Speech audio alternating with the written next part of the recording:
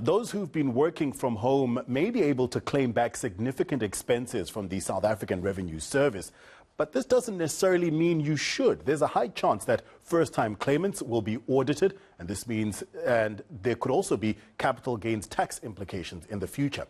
So is claiming a good or a bad idea? Sharon MacHutchon is a tax consultant, and hopefully she can point us in the right direction. Sharon, let's start off with the basics. Who qualifies to claim work-from-home expenses?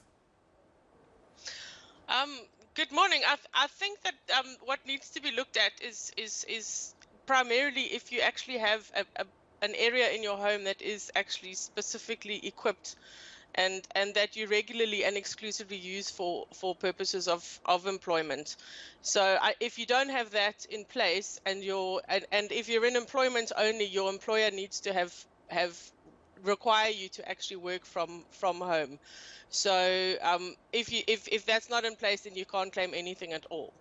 So, but if you are a independent contractor or you work for commission, then there is a possibility that there's more that you can claim than if you're actually in employment. Okay, so what counts as work from home expenses?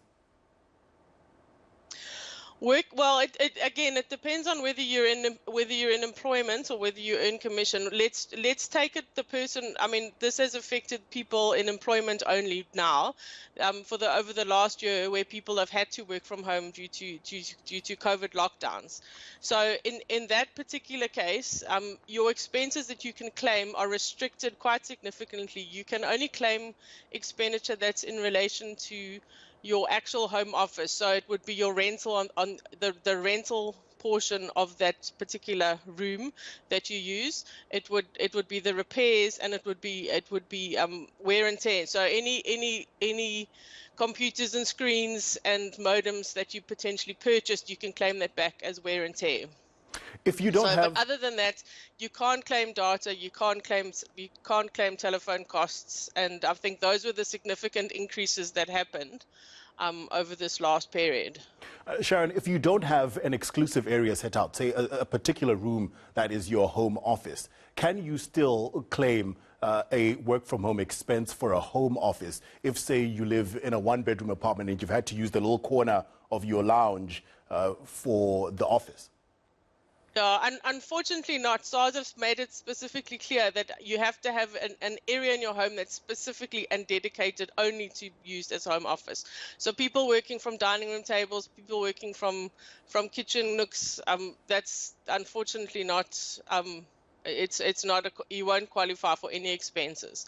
And we're seeing that Sars are actually asking for photographs this year, because so many people are claiming home office. They actually want to see the area, and you have to actually show what it looked like for them to be able to claim the expenses. A lot of people, I think, got excited about getting money back from Sars for a change due to having a home office. But are there any potential downsides to claiming for a home office or claiming work from home expenses? Only from a capital gains tax perspective in the long run. So if you own your property, so if you're not renting, if you own your property, that portion of your property that's actually used for purposes of your employment needs to be excluded when you sell your property and you make a capital gain. So a South African has a 2 million rand exclusion that can be deducted from the capital gain they make if they sell their primary residence. And if you use the portion of that primary residence for purposes of trade, you have to exclude that portion of the gain, and that will be subject to capital gains tax. So later down the line, when you sell your property, you'll be able to claim back less, essentially. Well, you'll have to maybe pay in some money, depending on, yes, yeah. So you may not get your full gain exempt from tax. You may have to pay some money in.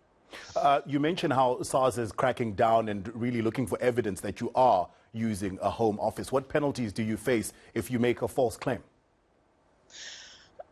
Well, Most of the time, SARS will just disallow the expense.